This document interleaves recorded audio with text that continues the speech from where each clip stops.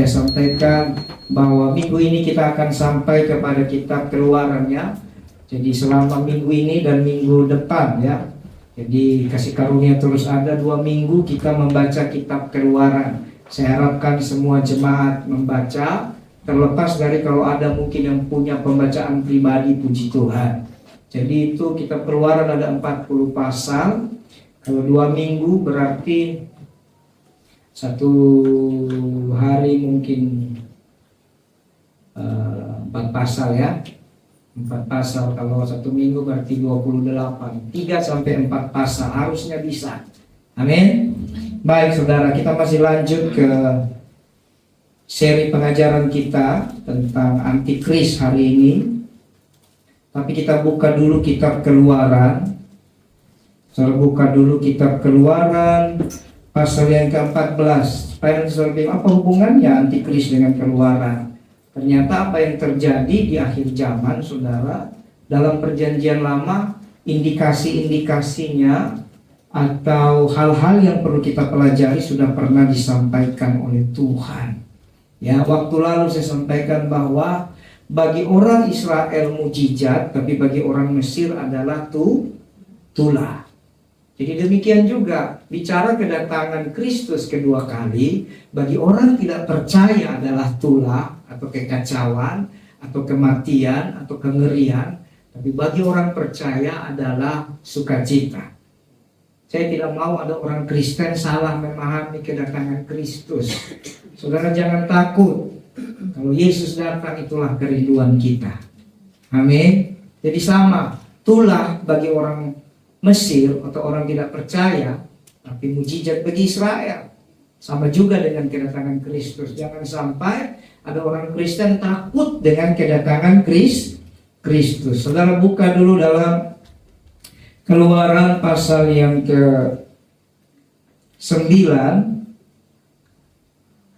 Keluaran pasal yang ke-9, karena banyak ayatnya, jadi saya ambil saja salah satu dari tulah yang ke-7.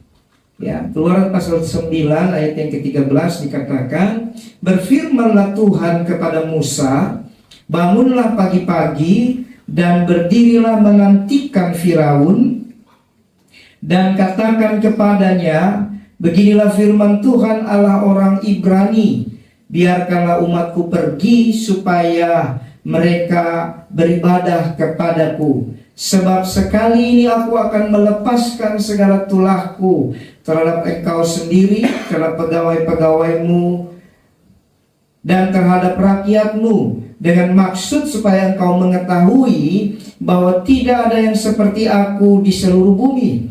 Bukankah sudah lama aku dapat mengacungkan tanganku untuk membunuh engkau dan rakyatmu dengan penyakit sampar, sehingga engkau terhapus dari bumi?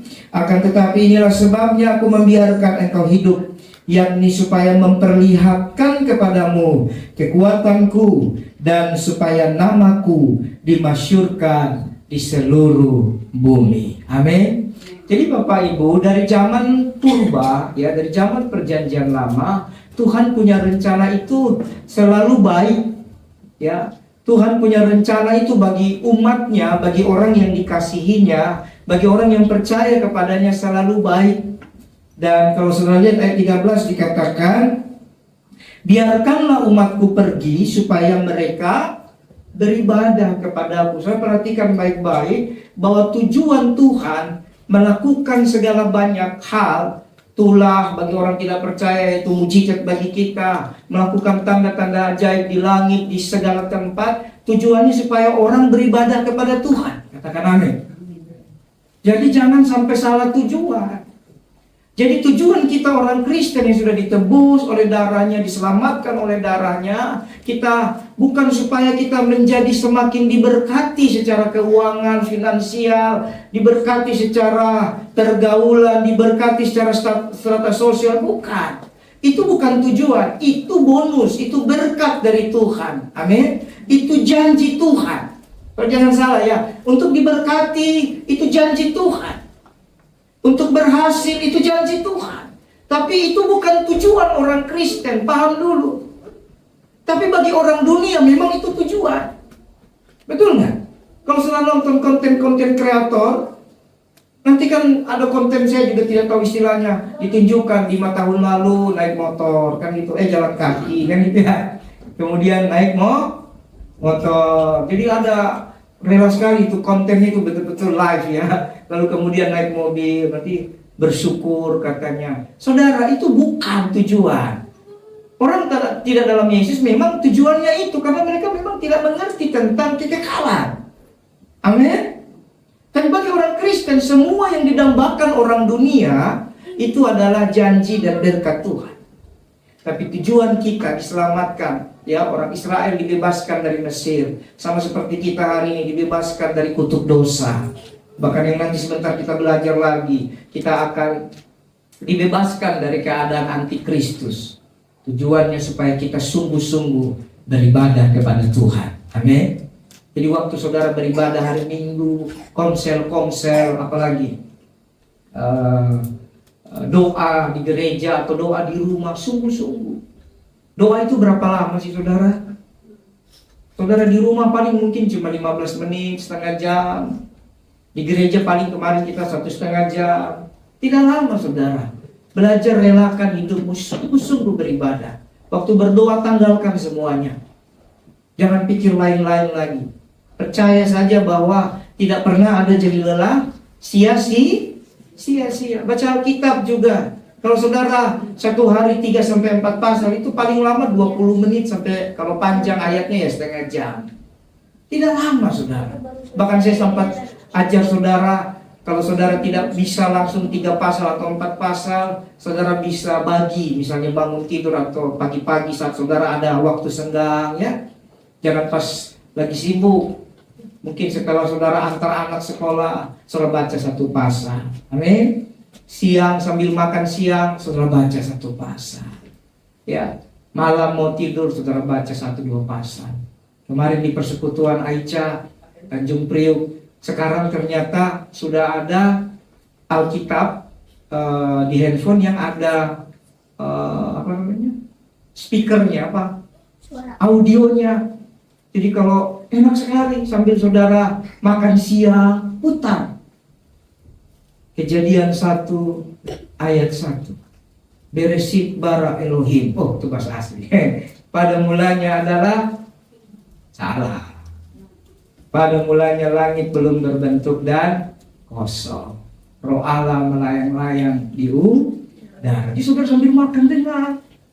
Tuhan itu tetap menghormati, tetap menghargai karya manusia. Manusia berjerih-lelah bikin teknologi, betul?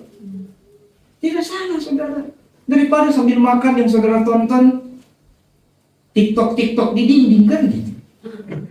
Ini repot saudara. Mendingan saudara putar. Nanti kalau saudara, jadi saudara bisa kombinasi. Mau baca boleh, mau dengar boleh, tidak ada masalah. Tuhan mengerti hati kita. Itu bagian daripada beribadah. Amin. Sambil jaga toko bisa nggak pakai headset? Ya kan? Nanti ketawa-ketawa merenung sendiri. Pelanggan datang mau beli, kaget. Kenapa senyum-senyum? Dia nggak tahu kita lagi diberkati oleh firman Tuhan yang kita baca. Amin. Nah, jadi yang pertama tujuannya adalah untuk kita beribadah, saudara. Lalu saudara lihat lagi ayat berikutnya. 14. Sebab sekali ini aku akan melepaskan segala tulahku terhadap engkau sendiri, terhadap pegawaimu dan terhadap rakyatmu, supaya engkau mengetahui bahwa tidak ada yang seperti aku di seluruh bumi. Perhatikan. Jadi tujuan Tuhan melakukan semua keajaiban itu, saudara jangan bingung. Untuk kita yang percaya, tujuan Tuhan melakukan semua itu adalah supaya kita beribadah. Amin. Tapi untuk orang yang tidak mau percaya kepada Yesus, tujuannya untuk menunjukkan bahwa tidak ada Tuhan seperti Yesus. Amin. Dari zaman kitab Musa dikatakan bahwa aku mau melepaskan tulahku. Ini bukan kepada orang Kristen, bukan kepada Israel, tapi melepaskan tulah kepada Mesir. Jadi bagi orang-orang tidak percaya Yesus nanti, ada masanya apa yang terjadi dalam kitab Keluaran ini, yaitu nanti kita baca di Antikris ini terjadi. Halo? Mereka akan mengalami segala kekacauan.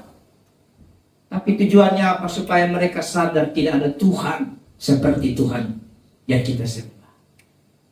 Ini adalah Tuhan mau kalau kita baca ini kita bangga memiliki Yesus. Amin. Saya mau tanya dulu, saudara bangga nggak punya Yesus? Atau saudara tidak bangga karena harapan-harapanmu tidak tercapai? Kita jujur-jujur saja dengan Tuhan. Banyak orang di satu sisi dia bilang dia bangga, tapi di satu sisi dia bersedih karena harapan-harapannya, cita-citanya, keinginannya tidak tercapai. Bapak, Ibu, Saudara yang dikasihi Tuhan, Alkitab selalu mengajarkan ya dan amin. Banggalah, karena dia akan membedakan bahwa Tuhan yang disembah oleh yang lain berbeda dengan Tuhan yang kita sembah. Tuhan tidak sama. Betul? Tidak sama. Tuhan kita jelas. Namanya Yesus Kristus. Yesus yang turun dari surga.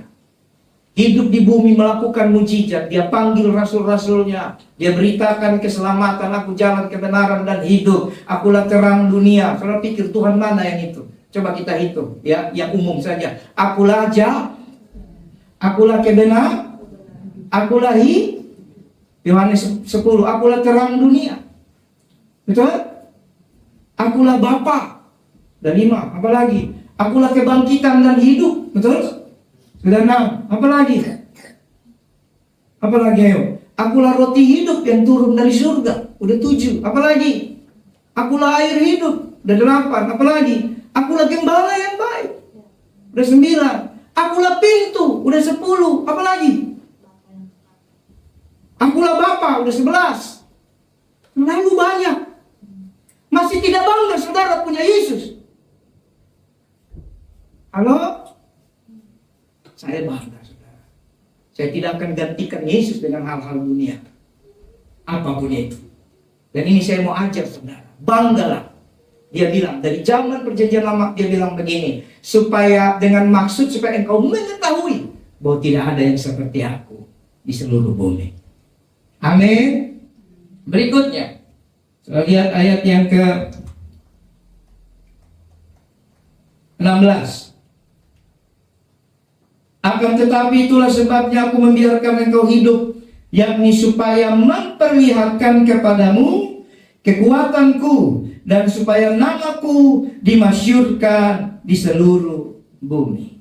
Amin. Kok ayatnya beda? Ayat 16. Ya. Saya lihat. Jadi Tuhan yang kita sembah tidak sama. Garis bawahi itu. Gen Z, anak-anak muda jangan sampai oh Tuhan itu sama. Tidak sama. Bilang dulu temanmu, tidak sama. Sekali lagi, tidak sama. Ya.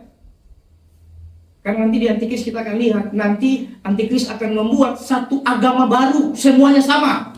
Tidak sama. Harus mengerti saudara. Kita mulai dari perjanjian lama. Jadi yang pertama tujuannya supaya kita beribadah. Yang kedua supaya kita tahu bahwa tidak sama. Amin. Tidak ada Tuhan seperti Tuhan yang kita sembah. Dan yang ketiga supaya terlihat jelas Tuhan yang tidak sama itu punya kekuatan dan supaya namanya dimasyhurkan di seluruh bumi. Katakan amin. Siapa namanya? Yesus. Anda harus bersyukur.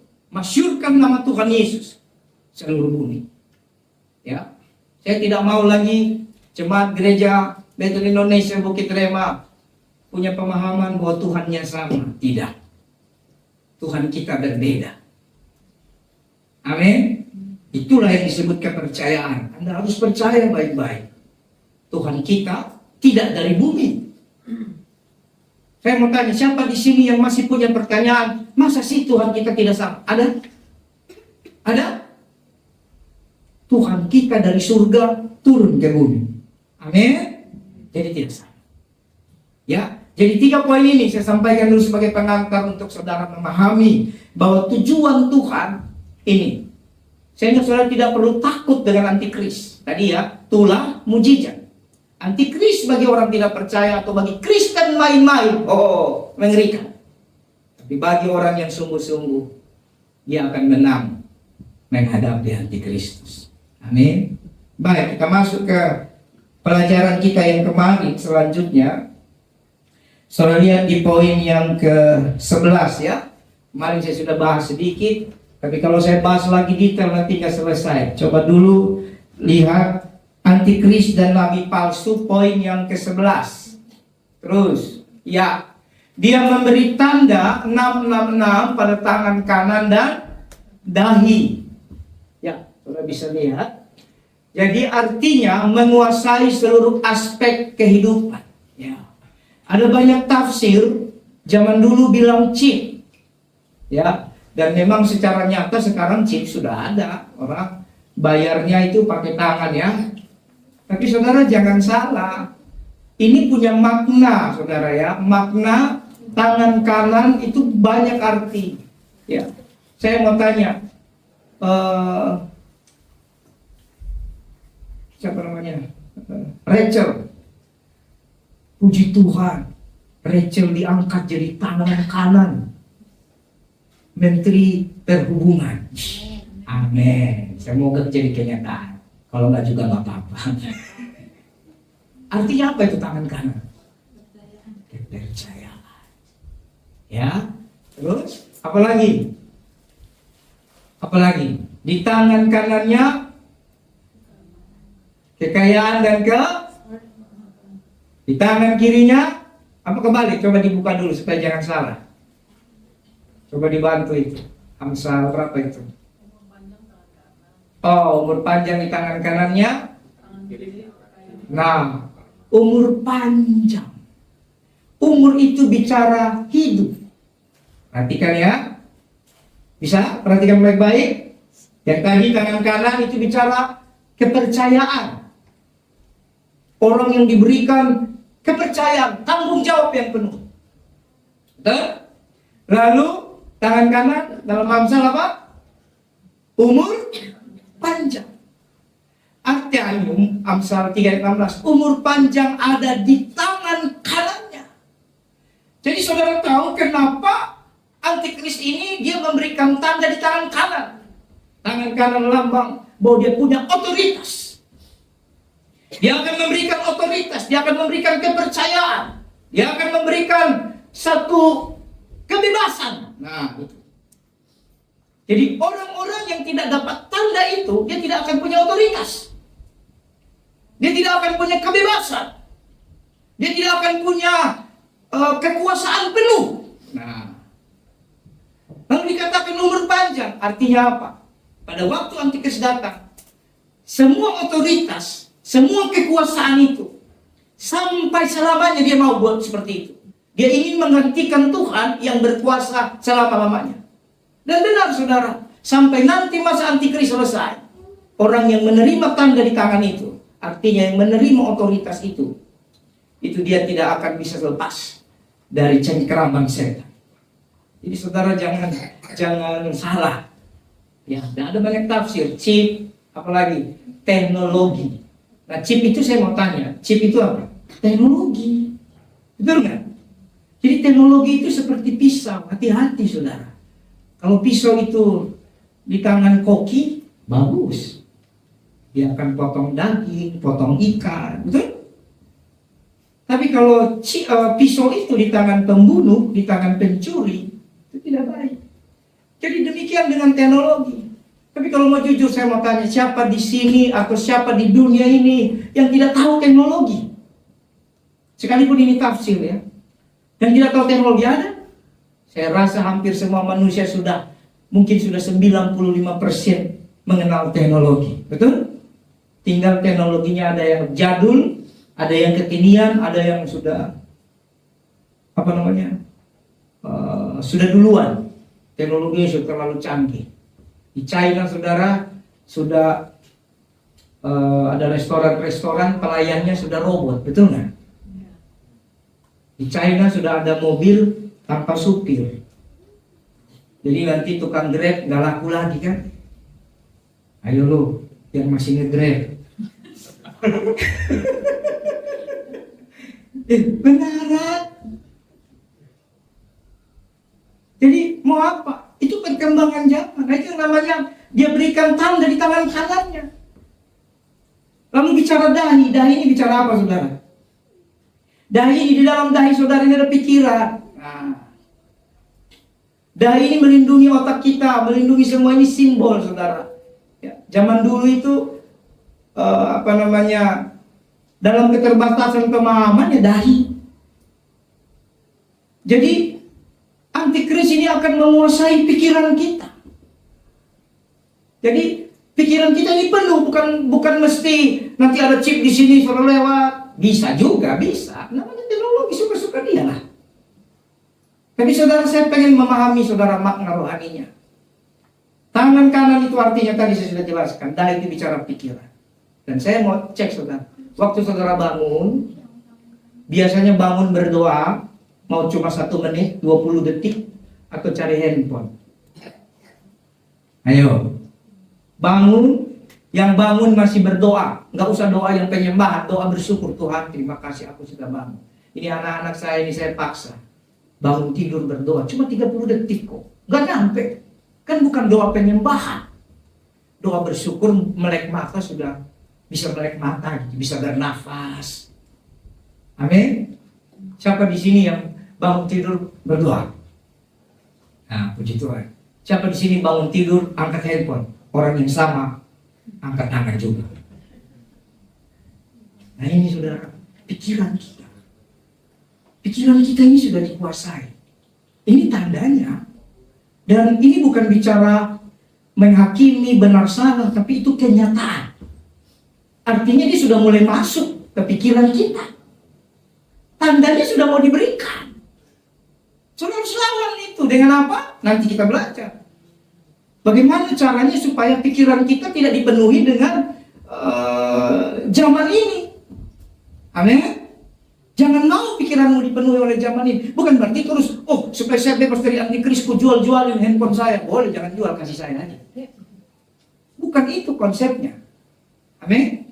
Nah, sudah lihat Wahyu 13, 16 sampai 18 ini ayatnya. Dan ia menyebabkan sehingga kepada semua orang, kecil atau besar, kaya atau miskin, merdeka atau hamba, ya, berarti tidak ada strata lagi di sini. Coba kita baca baik-baik. Semua orang. Betul? Lalu dikasih kenapa si Yohanes Pembaptis, Yohanes yang di Patmos mendapatkan penglihatan ini, dia pretelin. Semua orang itu siapa? Kecil atau? Coba Rema berdiri, taruh itu handphone. Ini besar atau kecil? Damai berdiri. Ini besar atau kecil? Nah, beda kan? Kalau kalian berbadan dampingan, kacau. Kecil, besar. Apalagi? Kaya atau miskin? Nah, ini kita jangan ya. Ada yang kaya. Saudara jangan menghakimi status ekonomi orang. Ada orang kaya mungkin karena sungguh-sungguh bekerja. Ada orang kaya mungkin karena keturunan. Betul? Intinya apapun, tapi ada status kaya. Ada juga status ada miskin karena memang pemalas. Ada miskin karena bodoh. Ada miskin karena bencana alam. Dalam sekejap mata bisa loh orang miskin.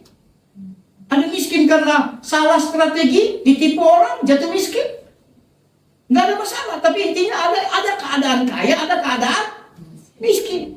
Mau saudara yang karena malas, karena bodoh, itu urusan Anda. Tapi penglihatan ini intinya ada orang kaya, ada orang miskin. Merdeka atau hamba. Ada orang merdeka. Orang merdeka itu siapa? Ya kita. Yang sudah ditebus oleh darah Yesus. Betul? Orang hamba siapa? Ya hamba yang masih diperbudak oleh dosa. Gak ada urusan. Jangan suruh bilang, saya orang merdeka, maka saya selamat. Enggak. Bicara antikris, bagaimana cara dia bekerja? Semua masuk. Ya. Diberi tanda pada tangan kanannya itu tadi. Diberi tanda pada tangan kanannya atau pada dahinya. Mulai ada tanda pikiran kita semua dunia. Ya. Dan tidak seorang pun dapat membeli atau menjual selain daripada mereka yang memakai tanda itu. Nah, ini hati-hati menafsir ayat ini. Betul, secara harfiah ya begini. Tapi ini bicara apa saudara? Tadi kenapa saya ajak saudara lihat kembali ke kitab Keluaran. Tujuan Tuhan melakukan semuanya adalah untuk beribadah. Dengan Antikristus mulai memberikan tanda ini kepada tangan kanan yang punya arti otoritas, kepercayaan, kekuasaan penuh, dahi bicara pikiran. Dia membuat pikiran kita tidak lagi mau beribadah kepada Tuhan dengan benar. Halo? Dan saya bisa merasakan hari-hari ini gereja lebih sibuk bagaimana menjadi relevan dengan dunia, supaya dunia, orang-orang generasi-generasi baru bukan diajar dengan baik, tapi dengan disuguhkan segala yang menarik, mereka datang ke gereja. Perhatikan, datang ke gereja berbeda dengan datang kepada Tuhan. Amin.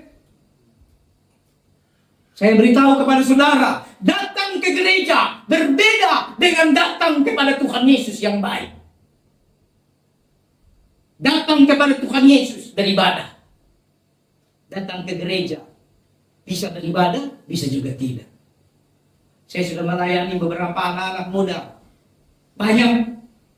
Waktu saya konseling, saya tanya, kamu ke gereja ngapain? Cari Tuhan gak? Ya, terserahlah om. Terus ngapain ke gereja?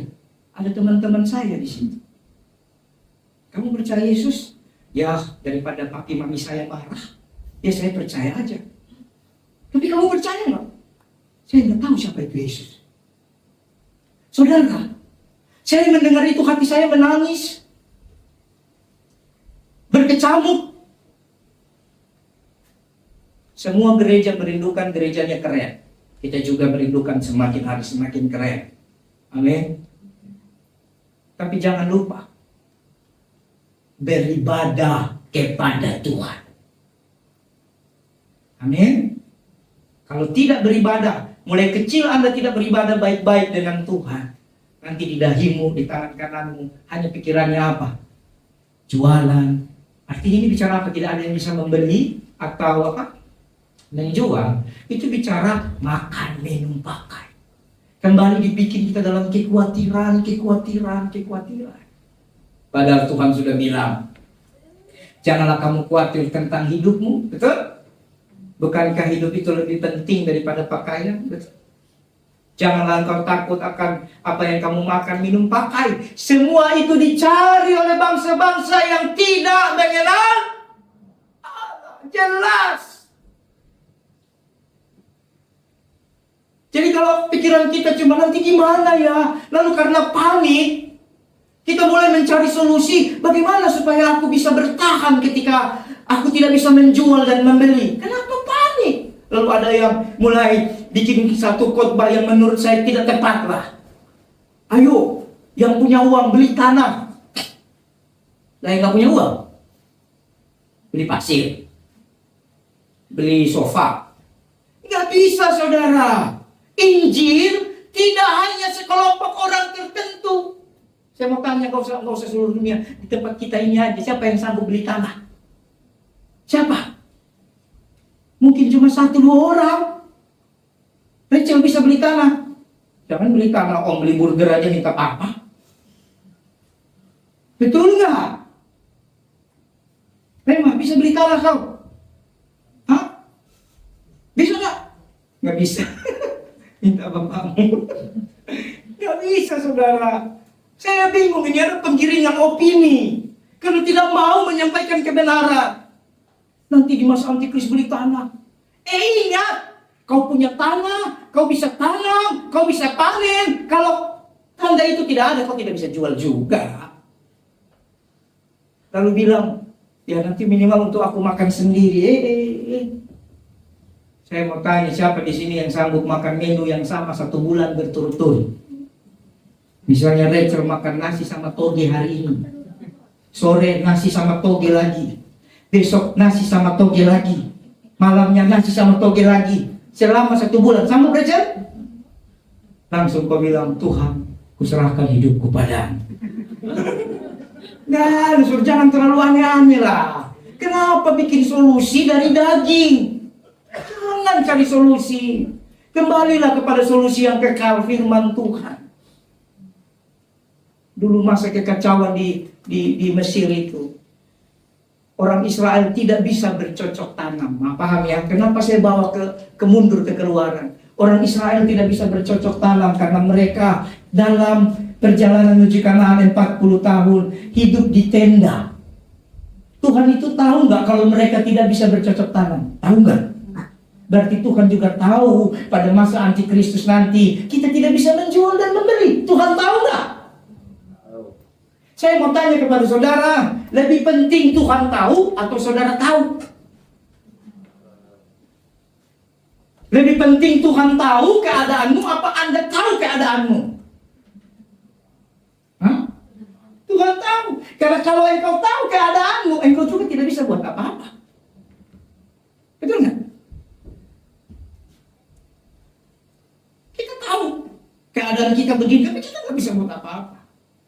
Tapi kalau Tuhan tahu, Dia sangat bisa berbuat apa-apa. Katakan amin. Jadi sebagaimana orang Israel dalam perjalanan 40 tahun, mereka tidak bisa bercocok tanam, tidak bisa berusaha, tidak bisa melakukan segala hal. Tuhan pelihara. Kok bagaimana cara Tuhan peliharanya? Bagaimana cara Tuhan peliharanya? Dikasih roti dari langit, roti malaikat, roti mana. Hebat kan? Hebat kan saudara? Jadi bagaimana dengan ini? Jangan cari solusi. Kalau nanti engkau tidak bisa menjual dan membeli, beribadahlah kepada Tuhan. Beribadahlah kepada Tuhan. Katakan amin. Waktu engkau beribadah, segala mujizat akan terjadi. Karena nanti akan nyata persaingan atau perlombaan mujizat. Sekarang ini gereja tidak lagi berlomba. Tadi kemarin kita baca ya, tanda-tanda di langit dibikin oleh naga dan ular itu. Waktu Yesus juga nanti mau datang, saudara, Dia akan tunjukkan orang yang sungguh-sungguh. Mujizat yang selama ini disembunyikan oleh setan, oleh dunia akan terjadi bagi orang yang percaya. Elia di gua batu saja Tuhan kirim burung gagak. Makanya saya sering sekali bersyukur bilang, jangan malu jadi burung gagak. Burung gagak itu memang ada konotasi negatifnya. Tapi kalau jadi burung gagak untuk memberkati orang, itu positif. Saya pun pengen jadi burung gagak, memberkati orang dalam kesusahan. Amin. Paham dulu konteksnya, jangan satu konteks untuk semua firman. Burung gagak itu, kalau konteks waktu mematok makannya siapa namanya itu, yang di sebelah kiri Tuhan Yesus, ya tidak baik. Tapi dalam konteks dia mengirimkan daging kepada Elia, burung gagak itu cara Tuhan memberkati kita. Amin. Saya sering jadi burung gagak. Sekali waktu pelayanan di mana saya lupa, di kota mana, dapat angpau, waktu dipegang sih kayaknya tebal itu angpau. Saya kadang tidak suka buka, saya orangnya begitu nanti di rumah. Tapi tiba-tiba Roh Kudus bicara di hati, kasih orang itu. Orang itu ternyata seorang hamba Tuhan. Kadang peperangan terbesar kita itu hanya 2 jengkal. Betul nggak? Hati dan pikiran. Suara hati mau taat, tapi pas dipegang tebal ini. Belum lagi mulai muncul pikiran, ini kan bisa buat ini, buat itu, buat ono. Tapi Roh Kudus bilang apa? Kasih dia. Aduh, perang ini. Yang saya bilang Pak Budi itu orang hamba Tuhan pasti nggak ada perang. Siapa bilang? Peperangan terjadi setiap saat. Tapi tenangkan hati, beribadah kepada Tuhan. Amin. Waktu dengar-dengaran sama Tuhan itu beribadah kepada Tuhan. Dengan serendah hati saya panggil beliau diam-diam, karena kita bilang kalau kamu memberkati jangan ada yang tahu lah, intinya begitu ya.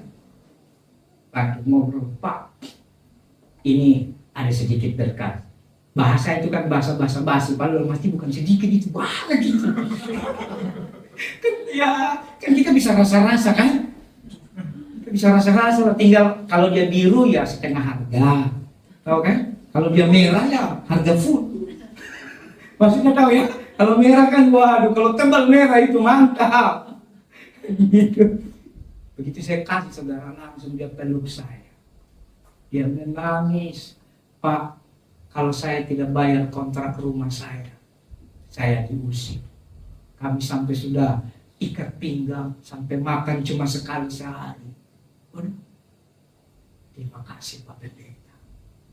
Begitu dia selesai, di depan dia sok tegar. Tahu sok tegar? Kenapa? Sampai di kamar sekalian nangis, Tuhan. Lebih penting dia. Aneh? Nah itu namanya kadang-kadang kita jadi burung gagak. Itu berkat kita. Daging itu kan makanannya burung gagak, betul nggak? Harusnya dia makan.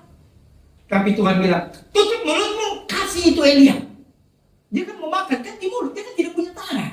Kalau bapaknya kita masih punya tangan. Burung gagak tidak punya tangan, betul nggak? Dagingnya ditaruh di mana? Di gagak apa namanya? Paruhnya. Kan berarti kalau dari sini tinggal telan aja, kan tahu. Tapi Tuhan bilang, mungkin dia mau telan, tiba-tiba amandelnya bengkak. Ada amandel nggak burung gagak? Kan tanya dokter Evan, saya nggak tahu. Jadi pasti kalian nggak bisa nyangkut, saudara. Tuhan punya banyak cara. Amin. Sampai dia terbang,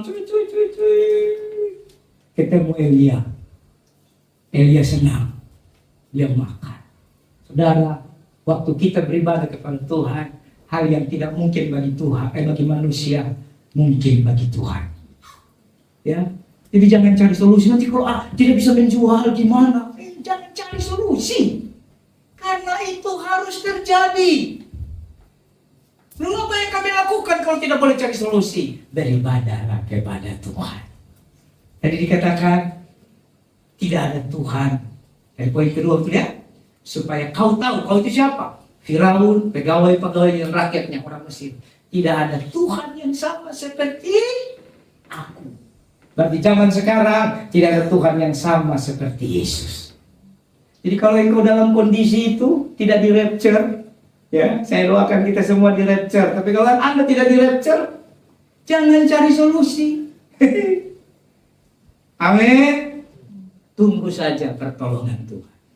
Saya punya iman, punya rema. Kami hamba-hamba Tuhan dulu ya, para pendoa itu sering kumpul berdoa dari berbagai kalangan, dari seluruh Indonesia, dari mana-mana.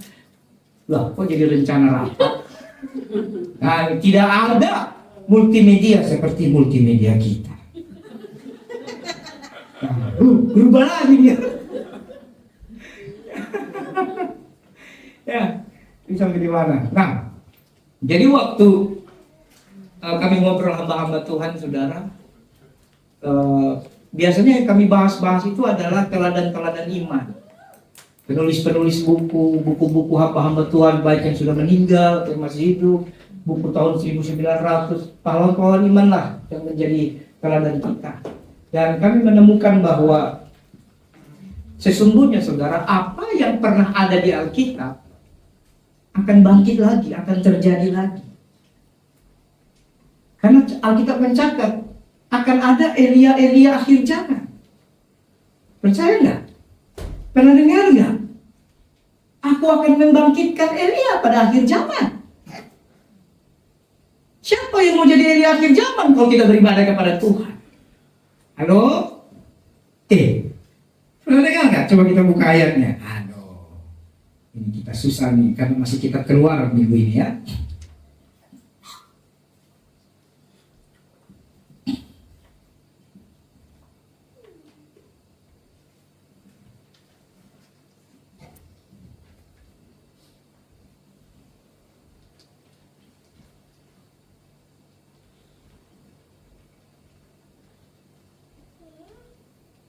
Ya, saudara buka dalam kitab, sebentar ya.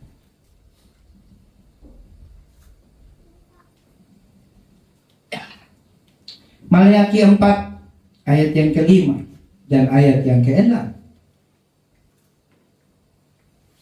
Maleakhi 4 ayat 5 dan ke-6. Saudara lihat ayatnya. Sesungguhnya aku akan mengutus Nabi Elia kepadamu. Nabi Elia itu siapa? Yang terangkat ke surga kan? Periode kitab Maleakhi dengan kisah Elia itu ribuan tahun.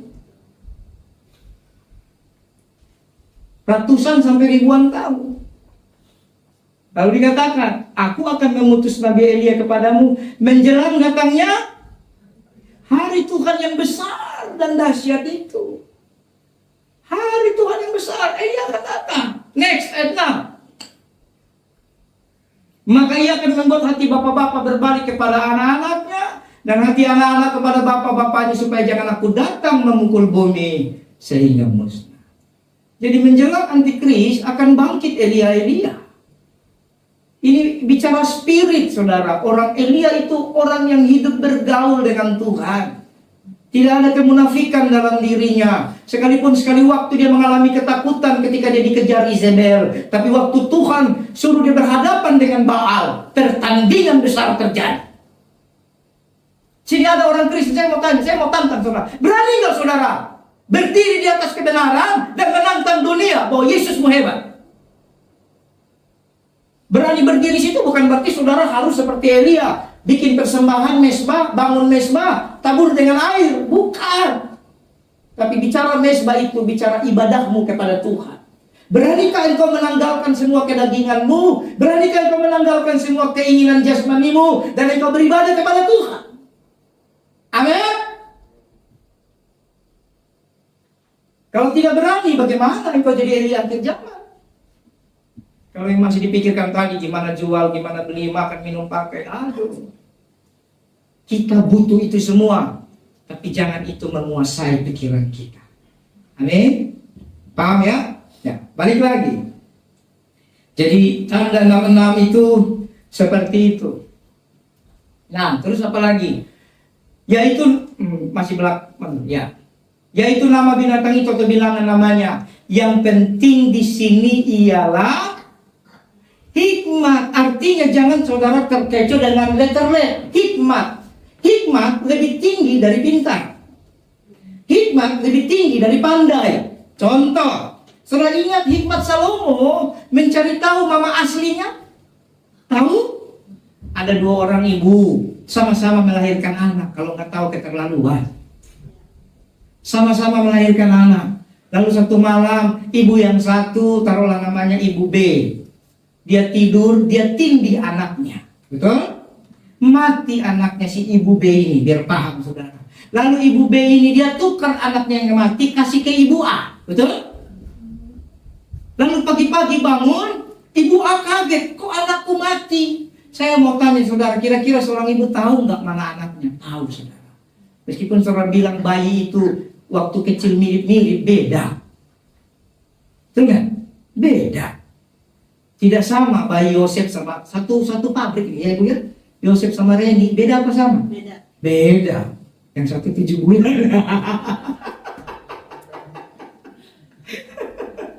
Beda saudara. Nah yang normal Ruth sama Rachel beda kan? Beda. Mau dicocok-cocokkan beda. Jadi ibu tahu ini bukan anak saya. Bingung. Orang bingung bagaimana cara mencari siapa yang benar ibu kandungnya. Ibu mana yang anaknya mati, ibu mana yang anaknya masih hidup. Lalu perkara itu dibawa kepada Salomo. Apakah Salomo menjawab pakai kepintaran? Tidak. Apakah Salomo menjawab pakai kepandaian? Tidak. Salomo menjawab pakai apa? Pakai hikmat. Hikmat pada waktu awalnya sepertinya mengerikan. Apa kata Salomo? Prajurit, ambil pedang. Apa ini? Paham? Gak masuk logika. Orang mau cari tahu mana mama asli daripada anak yang hidup dan mama asli daripada anak yang mati. Harusnya kan panggil dokter lah, tabib, betul nggak? Cek ini apalah kita kalau zaman sekarang mungkin sudah tes DNA kan gitu ya. Zaman sekarang tes DNA terus segala macam DNJ tahu? Dolce & Gabbana, merek jeans. Ya, zaman sekarang mungkin tes segala macam. Itu yang sesuai. Makanya saya pengen pikiran ini beribadah kepada Tuhan. Tidak semua itu sesuai seperti pikiran kita. Pikiran kita kecil. Tuhan itu menguasai alam semesta. Nggak ada masuk-masuknya. Prajurit kan namanya prajurit, mungkin dia bingung, tapi dia harus tunduk kepada raja. Betul? Dia ambil pedang. Begitu mau terus habis ambil pedang selalu bilang, potong 2. Ini kali. Kalau orang baca, kalau zaman sekarang nih konten kreator, tukang edit, waduh, habis kalau mau dibully. Raja apa itu? Masa mau bunuh orang? Kan tukang edit sekarang kan? Kejadiannya 3 jam, diedit 1 menit, jadi sudah. Jadi jangan terlalu suka edit-edit ya. Editlah yang baik-baik saja. Lalu setelah diangkat, potong. Begitu potong dua, saudara. Kasih dari orang yang masih tulus pasti keluar. Jaga hatimu jadi orang tulus, pasti kasih keluar. Kenapa ibu yang menukar anak ini tidak punya kasih lagi? Karena dia sudah terbiasa mencari solusi.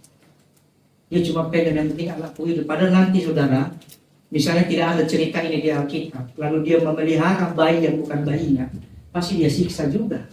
Karena bukan anak kandungnya. Jadi, makanya sama bilang potong. Ternyata hikmat itu bukan bicara solusi saat itu. Dia pengen tahu, bongkar dari paling dalam. Lalu ibu asli teriak, tolong raja, jangan apa-apakan anak itu. Kasih saja sama dia. Oh, itu hikmat. Amin.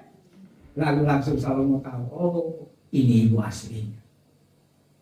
Jadi saudara, yang penting di sini hikmat. Jadi saudara jangan letterlet baca Alkitab. Ada yang letterlet, ada yang perlu hikmat. Ada yang perlu Roh Kudus untuk mengajar kepada kita.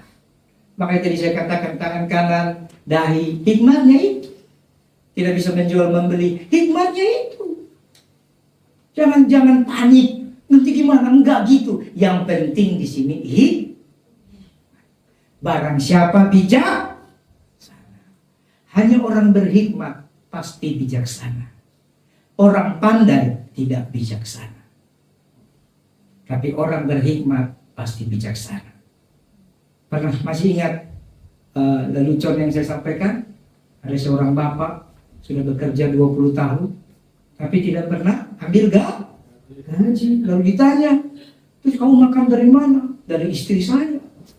Wih, hebat istrimu. Apa kerjanya? Ambil gaji saya. Berarti apa? Dia tidak bijaksana suaminya kan. Orang pandai bahkan dia kerja kan. Tapi gak bijak, yang ambil gajinya istrinya. Aduh kasihan. Orang pandai belum tentu bijaksana. Tapi orang berhikmat pasti bijaksana ya. Baiklah menghitung bilangan itu. Nah ini juga hati-hati apa yang juga dihitung. Nah kecuali saudara dapat rema atau hikmat. Kalau nggak dapat sudah ya. Karena bilangan itu adalah bilangan seorang manusia. Bilangannya ialah 666. Saya tidak mau nanti pulang dari sini lalu Bapak Aron mulai ambil kertas, dia hitung 6 tambah 6 12 tambah 6 18. Mulai cari apa itu 18. Atau 6 tambah 6 tambah 6 18. 1 tambah 8 9. Apa itu 9? Enggak gitu. Kalau Roh Kudus ajar saudara baik. Nah itu tadi, gara-gara Pak Aro ambil kertas itu jadinya pasang togel. Lalu sebelum dia pasang togel dia berdoa, ya Tuhan kalau tembus ku kasih memberkati gereja. Ya, ini tambah repot sudah. Halo, nggak gitu juga.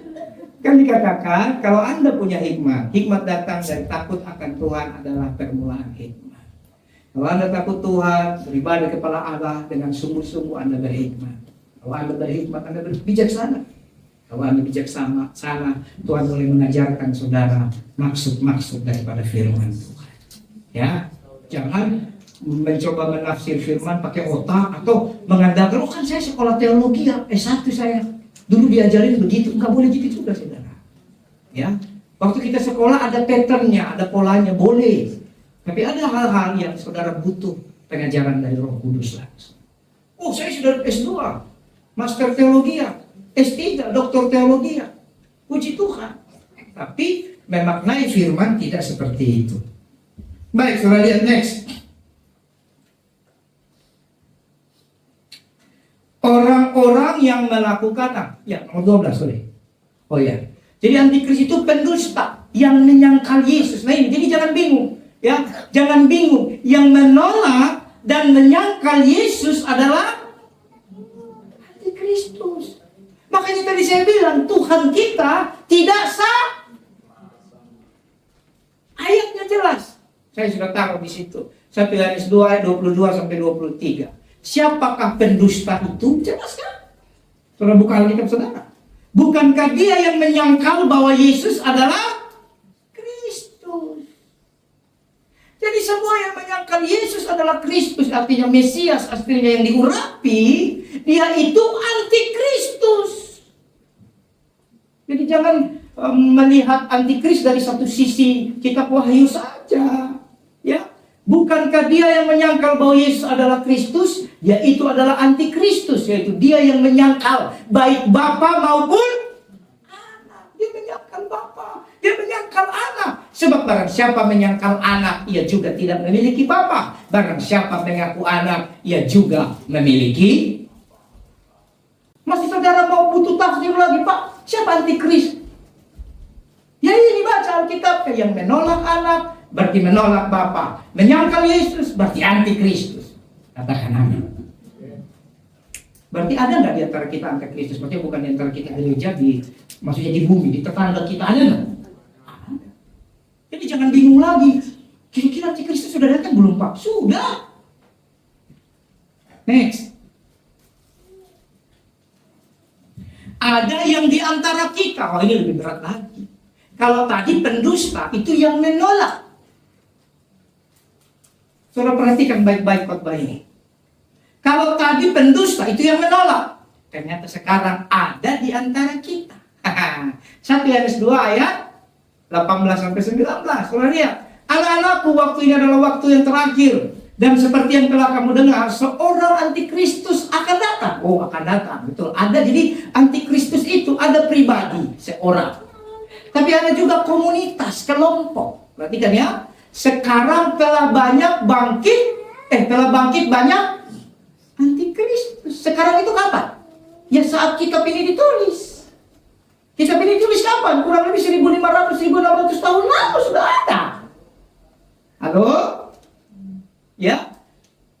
Sekarang telah bangkit banyak antikristus. Itulah tandanya bahwa mereka itulah tandanya bahwa waktu ini benar-benar adalah waktu yang terakhir. Memang mereka berasal dari antara kita. Halo. Coba yang temannya berasal dari kita. Tatap matanya, cek, jangan-jangan. Ya, berasal dari kita.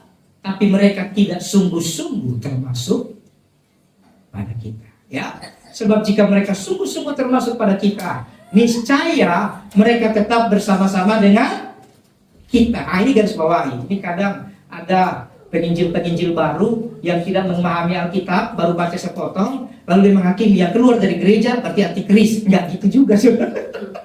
Paham ya? Misalnya ada si A sudah tidak lagi gereja di Bukit Rema, oh dia tidak bersama-sama kita, dia antikris. Itu tolong ya, itu sesat. Kata tidak bersama-sama kita artinya tidak lagi bersama menyembah Yesus. Amin.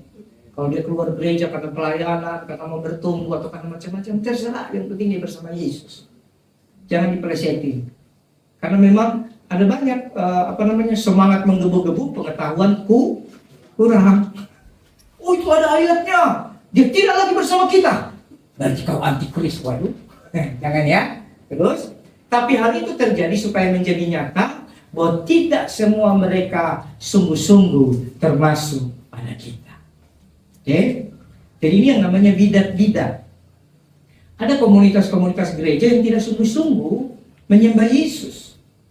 Ada yang menyebut nama Yesus tapi tidak percaya bahwa Yesus adalah Tuhan. Ya. Dengan jelas gereja kita menolak saksi Yehova. Halo? Dalam konteks iman, saksi Yehova ditolak. Dalam konteks keberagaman, dalam konteks kemanusiaan, kita merangkul semua orang. Amin. Saksi Yehova, ini saya tidak takut direkam juga tidak apa. Memang jelas kita menolak saksi Yehova. Apalagi yang kita tolak? Mormon. Kita tolak. Tahu gereja Mormon? Ada lagi gereja apa? Yang dari Korea, Shinjeonji. Kita tolak itu. Pendirinya Lee Man-hee, bukan Lee Min-ho ya. Kalau Lee Min-ho ganteng. Kalau Lee Man-hee, nah kebalikannya berarti genteng. Ada lagi Darak Bang. Kenapa? Mereka ini mengatakan langit baru dan bumi baru sudah ada di bumi, kan sesat. Dan Yesus bukan Mesias. Yesus bukan Kristus. Yesus cuma anak, cuma perantara. Berarti bukan. Ayatnya jelas. Barang siapa menolak anak, berarti menolak Bapa. Paham ya? Sampai di sini Pak Muda? Nah, jadi ada juga di antara kita. Selanjutnya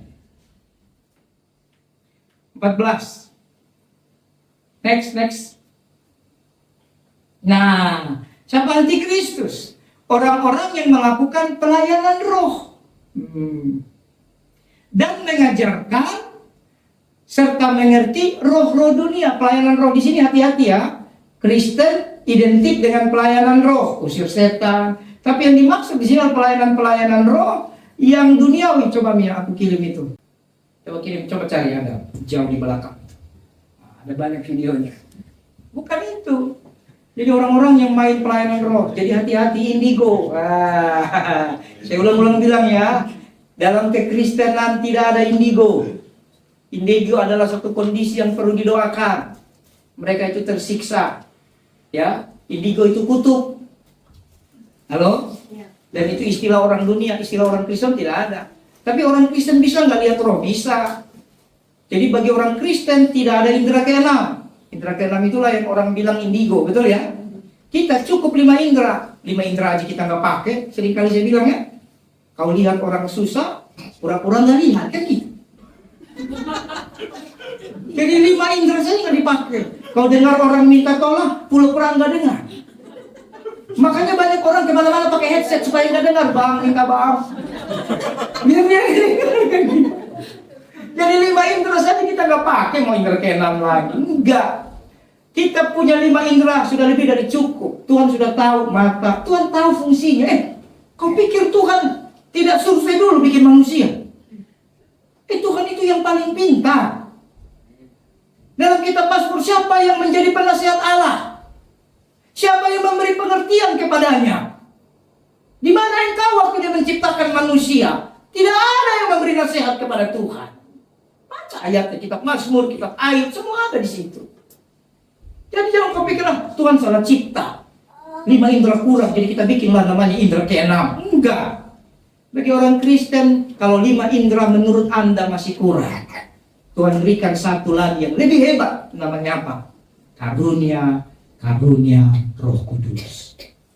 Amin. Dalam karunia Roh Kudus itu ada karunia membedakan roh, ada penglihatan, ada segala macam. Ada dapat juga ya? Waduh, di 2 minggu lalu coba. Bukan dekat-dekat. Ya, jadi mana tadi? 1 Yohanes 4 ayat 1 sampai berapa itu? 1 Yohanes 4 ayat 1 sampai 3. Coba saudara lihat.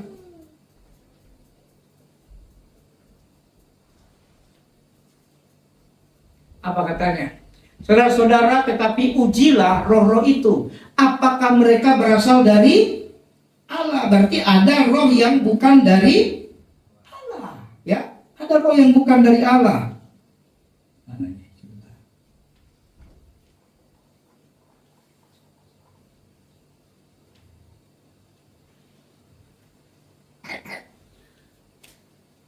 Nah ini saya kirim kamu ya.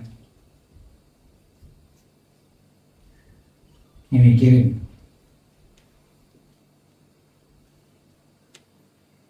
Oke, sambil dipersiapkan. Sebab banyak nabi-nabi palsu yang telah muncul dan pergi ke seluruh dunia. Demikianlah kita mengenal roh Allah. Setiap roh yang mengaku bahwa Yesus Kristus telah datang sebagai manusia berasal dari Allah. Perhatikan. Jadi bukan mengaku sebut-sebut dalam nama Yesus, bukan. Anak-anak Imam Skewa pernah usir setan dalam nama. Tapi apakah dia mengaku bahwa Yesus Kristus telah datang sebagai manusia atau tidak? Anak Imam Skewa tidak. Jadi fondasinya kita harus punya fondasi Yesus Kristus yang dari surga pernah datang jadi manusia, ya, berasal dari Allah. Dan setiap roh yang tidak mengaku Yesus tidak berasal dari Allah. Roh itu adalah roh antikristus. Dan tentang dia telah kamu dengar bahwa ia akan datang, dan sekarang ia sudah ada di dalam dunia. Sudah sampai? Sudah sampai? Baik, lanjut lagi. Nah, sudah lihat videonya. Ini pelayanan roh. sambil nanti, nah ini, ya kasih suaranya, nggak ada, kok nggak ada suaranya? Dari style. Kenapa? Harusnya ada suaranya. Ada ya. Coba yang next. Nah ini kan untuk nanya. Nanti tahun 2025 ini baru ini di Singkawang ini. Nanti tahun 2025 ini ekonomi kami kayak gimana? Nah, dia dapat nih. Ya. Next lagi. Coba next. Kok nggak ada suaranya ini? Harusnya ada. Coba lagi video yang berikutnya. Nah ini. Yang kedua coba.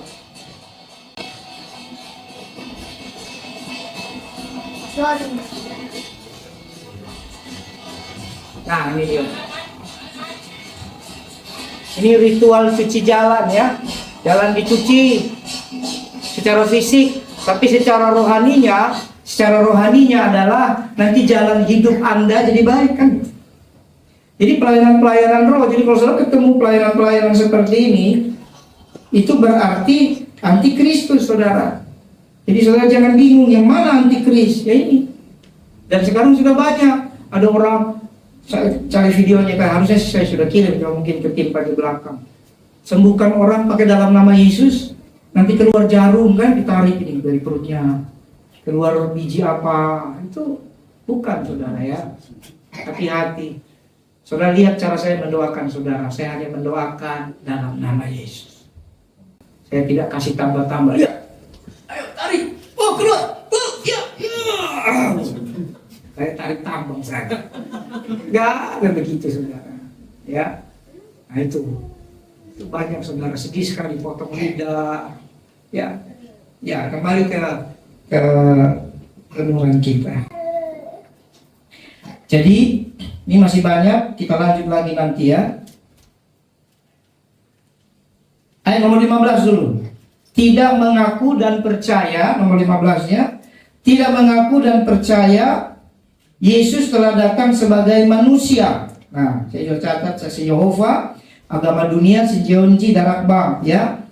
Sebab banyak penyesat telah muncul dan pergi ke seluruh dunia yang tidak mengaku bahwa Yesus Kristus telah datang sebagai manusia. Ia adalah si penyesat dan antikristus. Ayatnya. Oke. Nomor 16. Seluruh dunia menyembah Dia. Sekalian. Wahyu 3:8, dan semua orang yang diam di atas bumi akan menyembahnya, yaitu setiap orang yang namanya tidak tertulis sejak dunia dijadikan di dalam kitab kehidupan dari anak domba yang telah disembelih. Jadi semua orang pasti saudara, kecuali namanya tertulis.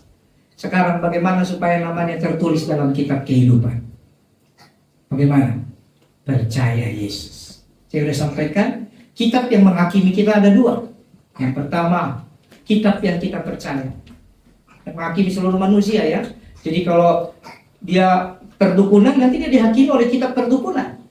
Kalau dia agama A, dia akan dihakimi oleh kitab A. Kalau kita orang Kristen, kita akan dihakimi oleh Alkitab. Amin. Tapi kemudian akan dibuka kitab yang lain. Kitab apa? Kitab apa? Kehidupan. Ternyata waktu dilihat Alkitab, Bapak Aro banyak kali salahnya. Sering kali dia jatuh, bukan hanya jatuh, tersandung-sandung pun, masuk lubang, masuk got, masuk sumur, macam-macam. Tapi begitu dihakimi Alkitab, oh banyak salahnya. Tapi begitu dibuka buku kitab kehidupan, oh ada nama Aro. Amin. Selamat dia. Tapi yang kitab A, kitab B, kitab C, oh bagus. Dia beramal, mantap hidupnya, dia menjadi dukun sakti nomor 1 sedunia. Bagus dong. Tapi begitu dibuka kitab kehidupan, dicari, tidak ada namanya. Maka selesai. Jadi pastikan kau ada dalam kitab kehidupan. Bagaimana caranya? Beribadah kepada Tuhan. Biar namanya dimuliakan. Buktikan bahwa dia bukan Tuhan yang sama dengan Tuhan dunia. Amin. Ibadah kepada Tuhan, sungguh-sungguh jangan takut. Dan ada 3 poin bagaimana menang untuk antikris atau masa-masa yang berat. Tapi karena sudah jam hari ini, saya sampaikan sesuai dengan janji saya tadi, Kalau pikiran kita ditaburi dengan pengajaran-pengajaran 666 atau antikris, itu bagaimana caranya supaya kita menang? Yang pertama, minggu depan yang kedua dan ketiga. Yang pertama, saudara, penuhi pikiranmu, penuhi hatimu dengan firman Tuhan. Katakan amin. Jadi supaya pikiranmu tidak dikuasai, dahimu tidak diberi tanda, penuhi dahimu. Beri dulu dahimu dengan tanda yang baru. Tanda apa? Firman Tuhan. Mazmur 1 ayat 1, 2, 3. Berbahagialah orang yang tidak berjalan menurut nasihat orang fasik, yang tidak berdiri menurut jalan orang berdosa, yang tidak duduk dalam kumpulan pencemooh. Artinya berbahagialah orang yang tidak ikut pengajaran antikristus. Ayat 2. Tetapi ya kesukaannya ada di situ. Nah, ialah Taurat Tuhan. Dan yang merenungkan Taurat itu siang dan malam. Suka renung, suka renung. Mau baca, mau dengar, terserah. Ayat 3. Ia seperti pohon yang ditanam di tepi aliran air, yang menghasilkan buahnya pada musimnya, dan yang tidak layu daunnya. Tidak layu daunnya. Daun itu penampakan, terlihat. Jadi kalau ada di sini wajahnya terlihat mutung, nah ada sesuatu yang salah. Coba lihat wajah mutung gak? Kalau mutung sayang-sayang dia, bilang sama dia, nanti ku beli blush on. Ya, boleh mutung ya. Yang apa tadi? Seperti pohon yang menghasilkan buahnya pada yang tidak layu daunnya. Jadi tidak layu, hidup saudara tetap segar. Rambut boleh tambah putih, tetap segar. Kalau nggak suka putih, tinggal beri cat. Simple, ya. Apa saja yang diperbuatnya berhasil. Jadi untuk menang atas masa antikris nanti, penuhi pikiranmu, saudara. Penuhi. Ya. Jadi minggu ini dan minggu depan, saudara harus selesai kitab Keluaran. Tahun lalu kita satu kitab, satu minggu. Kasih karunia karena kita sudah selesai 2 kali ya. Ini yang ketiga ya. Karena ini yang ketiga ya kasih karunia, berarti kitab Keluaran 2 minggu. Saya rindu bacalah baik-baik. Tidak rugi. Tidak rugi. Jangan saudara menikmatinya nanti waktu di khotbah saja. Hamba Tuhan terbatas. Tapi firman tidak terbatas. Amin. Tuhan Yesus memberkati. Mari siapkan hati untuk masuk dalam perjamuan kudus. Ya, masih panjang seri kita ya Bapak Ibu.